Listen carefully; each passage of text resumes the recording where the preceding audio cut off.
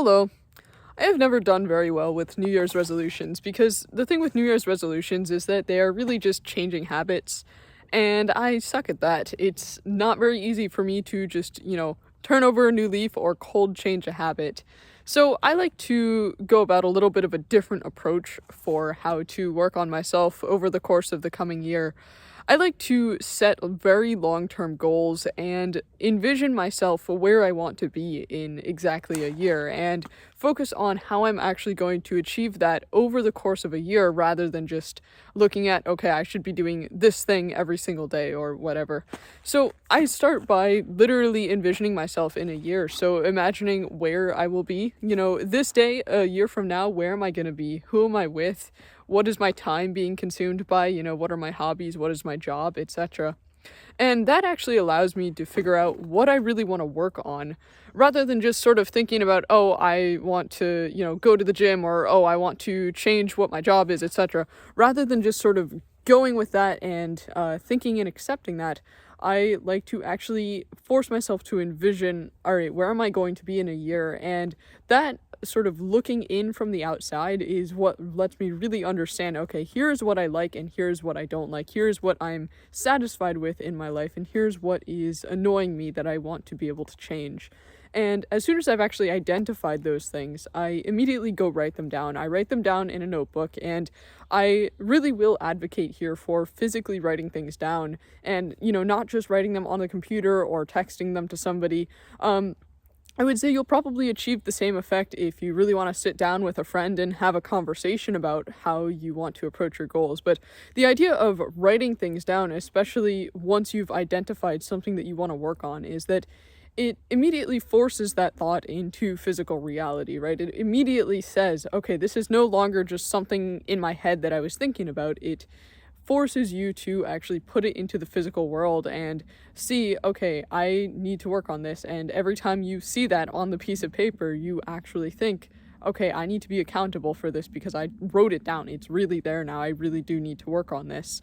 And another side bonus to writing things down is that for me, planning out on a piece of paper is always easier than trying to plan in, notes on the computer or really even those like drawing programs and stuff, right? I never find that as good as a piece of paper and a pencil, which is probably ironic considering my channel is a lot about computers, but there are some things that computers just will never do as well as something in the physical world, which having that isolation and feedback of just you and the pencil or pen and the notebook, it just doesn't compare to working on it on a computer. So I like to sit there and actually plan out what I'm going to do and the steps to achieve the goals that I'm thinking about or achieve the things that I want to change in my life. And I like to start by planning month by month what I'm going to need to do. So literally every single month over the course of the year. So if I'm thinking, I'm recording this, I don't know, I think it's December 27th. So if I want to say that I want to have a different job next year by next December 27th, I want a different job. What I would do is month by month actually plan out how am I going to get to this new job? How am I going to learn the skills that I need to learn to then apply for the job? And what is the timeline going to consist of for doing that? And once I have that sort of rough 12-month outline, I then like to go and break down the next 3 months a lot more specifically. Now, of course, just because you've outlined this doesn't mean that you're going to be held in stone to that outline. It's not as if things can't change. Of course, things will change over time, and you'll realize, okay, maybe this thing is actually going to take a little bit longer, and this other thing is shorter. Of course, that's going to happen. But if you have that outline there, and especially over the next 3 months, if you can break that down very specifically, so for example, week by week, and if you feel as if you are not going to be holding yourself accountable very well, break down even the next 2 weeks day by day. I always find, if I have a plan in place every single day for what I need to do to work on a specific goal, that is what's going to make me actually work on it.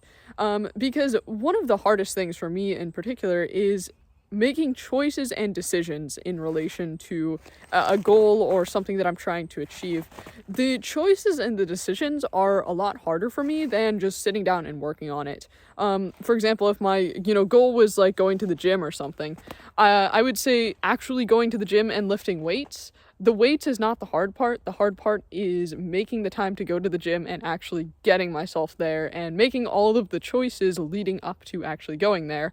So my strategy that I've adopted in recent years is trying to make as much choices and decisions in advance as possible so that when it actually is time to put in the work for the goal, there's no sort of second guessing about it. There's no opportunity left for me to just say, oh, I don't really feel like doing this, I'm going to do something else. There's no choices left to make because I've already made those choices. I've already, signed up for the gym membership or enrolled in the classes I would need to, get the training for the new job, etc. All of that kind of stuff is already done, and I like to do it up front when I have the motivation to do it, because motivation is something that you don't always have. You aren't always going to be motivated to change the things that you really would like to see changed in your life. Like for example, right now, I'm motivated enough to make this video, but I don't always feel motivated to make videos. Sometimes I would rather just do something else. And that's where the sort of line between motivation and discipline comes in. If you can do all of the hard stuff when you have that burst of motivation to do it and you really feel like, yeah, I'm gonna go change my life over the coming year, I want to go change all these things.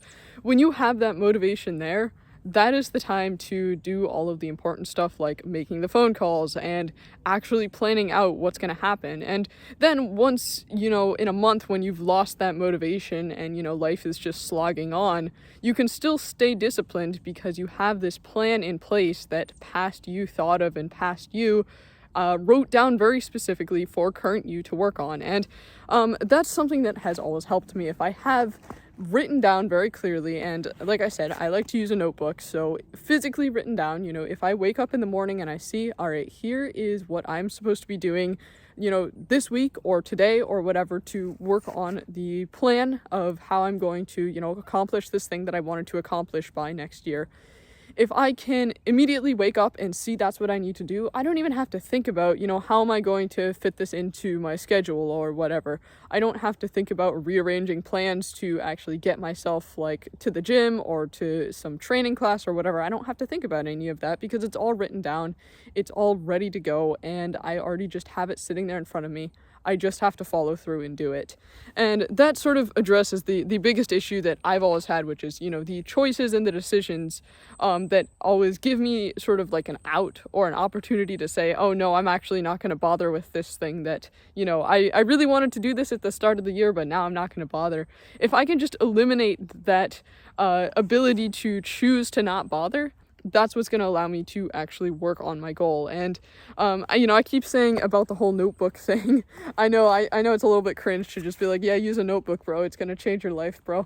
I know that's kind of cringe, but for me it really has helped me to physically plan things out in a notebook rather than just to-do lists in like Envim or whatever. I used to do to-do lists in Envim. I actually did that for years, and I don't do that anymore. I actually force myself to use a physical notebook, even though it takes more time to write things down, because it is just a different mental space than trying to do something with the distraction of the computer right in front of you.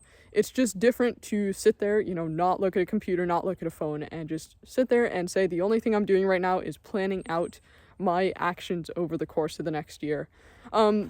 And I mentioned briefly that, telling a friend is going to be kind of a similar thing to writing down in a notebook, just because telling a friend is also, going to keep you accountable, and they're going to be asking you like, oh, did you ever follow through with that thing that you mentioned, months ago? And I know I guess shame would be the word. Shame is a pretty big motivator. You don't want to show up to whenever you're next seeing the friend and they are asking, did you actually follow through with this? And you have to tell them, no, I didn't do it.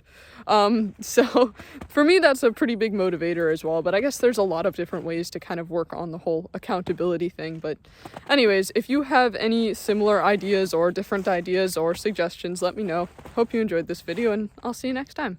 Peace.